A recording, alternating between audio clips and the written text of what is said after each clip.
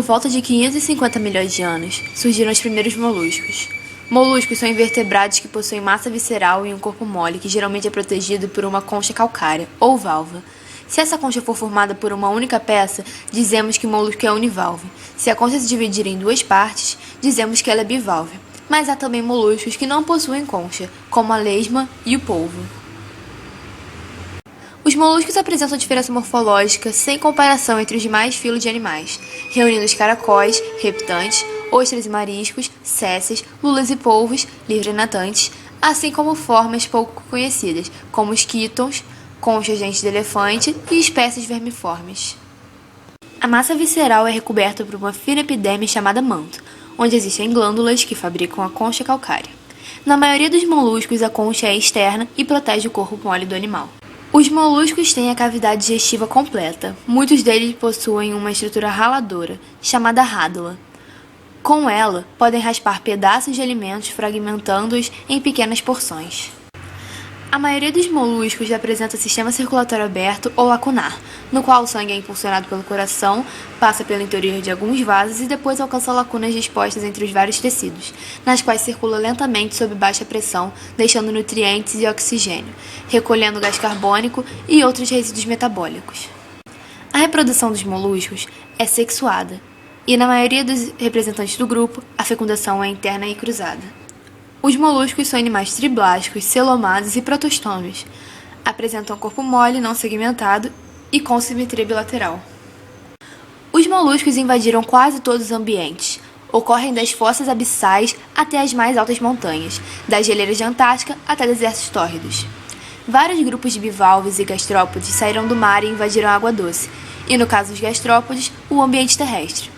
Existem moluscos predadores, até mesmo de vertebrados, herbívoros, ectoparasitas e endoparasitas, filtradores, comensais, céceas, vágeas, pelágicos, neostônicos, entre outros.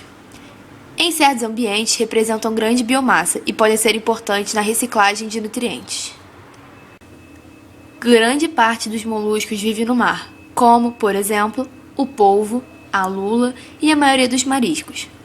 Alguns vivem em terra, como a lesma e o caracol. Outros, como o caramujo dos rios, vivem em água doce. O filo dos moluscos é o segundo maior grupo de animais em número de espécies, cerca de 100 mil espécies, sendo suplantado apenas pelos artrópodes. As ostras produtoras de pérolas despertam grande interesse econômico. A formação da pérola representa um mecanismo de defesa da ostra contra corpos estranhos que penetram em seu corpo e ficam entre o manto e a concha. Assim, quando o grão de areia, por exemplo, penetra nessa região, ele é gradualmente envolvido por secreções do manto. No final do processo, tem-se a pérola, usada na confecção de anéis e colares, por exemplo.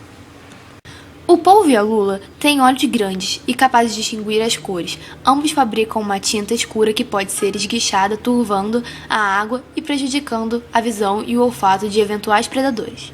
A tinta da lula é usada em culinária, no preparo de diversos pratos. Os braquiópodes são animais que possuem o corpo protegido por uma concha que tem duas válvulas. Essa concha pode ser formada por fosfato de cálcio ou carbonato de cálcio. Constituem um filo com cerca de 260 espécies viventes. Seu registro fóssil inicia no Cambriano e vem até hoje.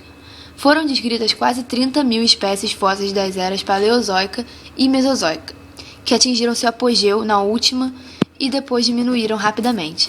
Pelo que parece, estão em vias de extinção. São seres marinhos, bentônicos e suspensívoros, ou seja, eles se alimentam a partir da filtração das partículas em suspensão da água. Eles apresentam um lofóforo, um órgão especial para capturar o alimento, que se localiza em torno da boca junto com numerosos tentáculos ciliados. A expectativa de vida das espécies do filo varia de 3 a 30 anos.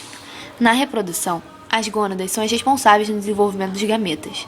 A maioria das espécies possui 4 gônadas, 2 em cada válvula. Nos articulados, são encontrados nos canais dos lobos do manto, enquanto que, nos inarticulados, se encontram perto do intestino. Os gametas maduros flutuam no celoma principal e depois saem para dentro da cavidade através do nefrídeo, que se abre em cada lado da boca. A reprodução é sexuada, ocorrendo fecundação externa. Analisando o esquema de malvarofilogenética, podemos ver que o filo dos moluscos é o primeiro celomado, o qual se ramifica dos outros, pois não apresenta corpo segmentado. Uma das principais características dos moluscos é a presença de concha, embora não sejam todos os seres do filo que apresentem uma. Se compararmos um braquiópode com um molusco, podemos reparar que eles apresentam semelhanças, tais como viverem no plano marinho e apresentarem concha, o que os torna próximos. Uma diferença evolutiva entre eles é que todos os braquiópodes vivem em plano marítimo e apresentam conchas, enquanto alguns moluscos vivem na superfície terrestre e não apresentam a concha. Os braquiópodes se diferenciam dos moluscos bivalves, pois as valvas ficam nas partes dorsal e ventral do corpo, enquanto nos bivalves elas se localizam na parte lateral. A ligação entre as valvas pode ser feita apenas por musculatura, nos braquiópodes articulados ou através de uma charneira localizada no deltídeo, que é o caso dos braquiópodes articulados. A válvula ventral é maior do que a dorsal e apresenta um pedículo que afixa ao substrato, e isso na maioria das espécies. Certos gêneros, como o de Sinisca, têm a válvula dorsal plana, de modo que o animal é achatado. Os braquiópodes vivem, em geral, presos a rochas ou outros substratos duros, a pequenas profundidades. Algumas espécies, como as do gênero Lingula, vivem em buracos na areia ou no lodo. Esse gênero manteve-se quase inalterado desde a era paleozoica.